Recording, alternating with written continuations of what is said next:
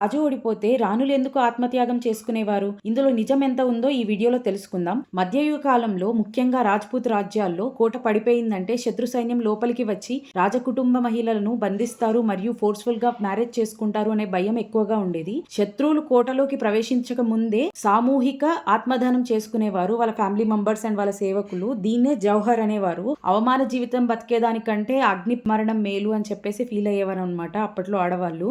పద్మావత్ మూవీలో చూస్తున్నాము. అక్కడ చిత్తోర్ రాజు ఓడిపోగానే రాణులు వాళ్ళ సేవకులు ఆత్మదహనం చేసుకోవడం అయితే చూసే ఉన్నాము. అసలు ఆత్మదహనం ఎందుకు చేసుకునేవారో తెలుసా? ఎక్కడ వాళ్ళ బాడీస్ దొరికితే ఈవెన్ ఆ బాడీస్ ని కూడా ఫిజికల్ అవుతారేమో అనే భయానికి ఆత్మదహనం చేసుకునేవారు. ఆడవాళ్ళు చేసిన ఈ త్యాగానికి వాళ్ళు మనకు గ్రేట్ గా కనిపించవచ్చు. ఎందుకంటే వాళ్ళు వాళ్ళ గౌరవం కోసం వాళ్ళ ప్రాణాన్నే త్యాగం చేశారు. అయితే ఇలాంటి త్యాగాలను మన హిస్టరీ బుక్స్ లోంచే కప్పేశారు. అంటిల్ అన్లెస్ సినిమాల రూపంలో వస్తే తప్ప మనకు తెలియట్లేదు. For more facts